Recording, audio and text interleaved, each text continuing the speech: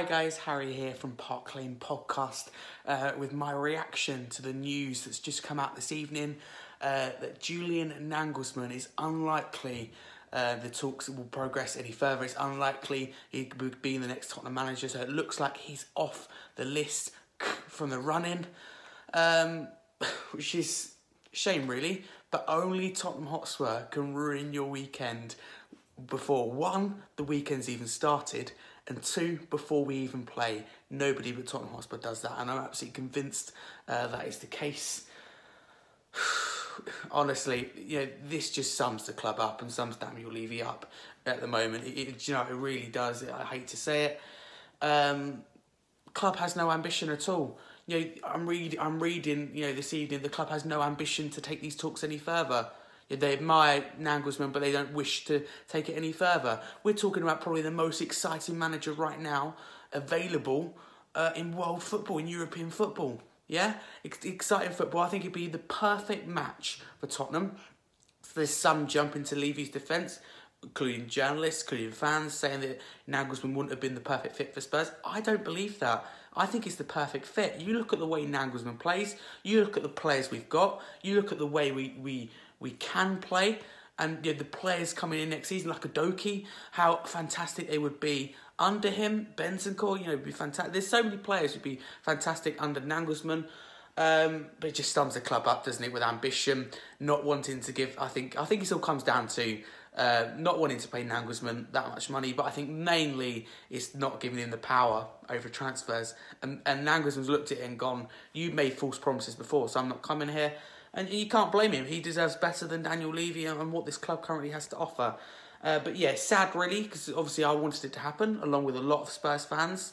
But where do we go next? Joke of a club really. It's like a circus. Really, circus is running it. The club's rotten from top to bottom, and I've made that very, very clear. This is another shame. The thing that fills me with a little bit of hope is that Poch hasn't signed for Chelsea yet. Please come to Spurs. But if he goes to Chelsea, I might even create my own movement. I'm being serious. I'll be down in the protest more often. I'll be down against Brentford. I'll start putting in even more effort because that is on Daniel Levy for not even approaching him. I got called out in the week. I got sent ridiculous death threats just for wishing Poch luck at Chelsea.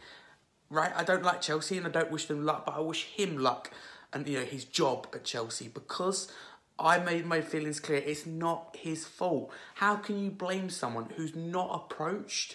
If you're not going to approach him, of course you're not going to turn down a Premier League job to a club that won the Champions League last season and spending 600 million in a couple of transfer windows. He's not going to turn that down. He's made it clear he wants a Premier League job. Him and Jesus Perez have dropped so many hints with Tottenham, but Levy's not enough to accept that we've wasted the reason Pochettino won't come to Tottenham, although I'm sitting here saying I hope he will because he hasn't signed for Chelsea, is because Levy won't accept it was a mistake sacking him and that we've wasted the last 4 years. That is the only reason. He'd be sitting here tonight going, I know what the right thing to do is, but I cannot do it because of my ego and my image. I'm sorry, but it needs to be said. It's not talked about enough.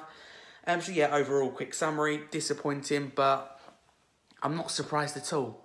I'm not surprised at all because I know this club at the moment lacks ambition and I know what we're like and I know, along with lots of other fans, what Daniel Levy is like. So this is not surprising at all, as sad as it is. I just don't want to end up with someone like Brendan Rodgers. So right now, I'll still be prioritising Poch or Nagelsmann.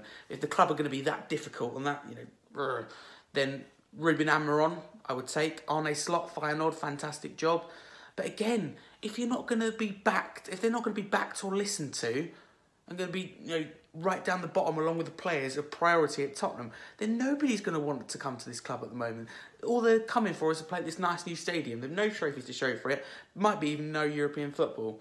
So yeah, I'm not happy at the moment. But make sure to go subscribe to the channel and check out our shows because they've changed.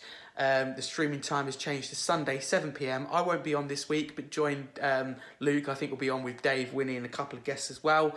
So don't forget to tune in, subscribe if you like, and if you like this, leave a like. Much appreciated. Yeah, I'll see you soon on Park Lane Podcast. All the best, guys. Come on, you Spurs. Never a quiet day, quiet week, quiet month, or quiet anything at Tottenham Hotspur. Honestly.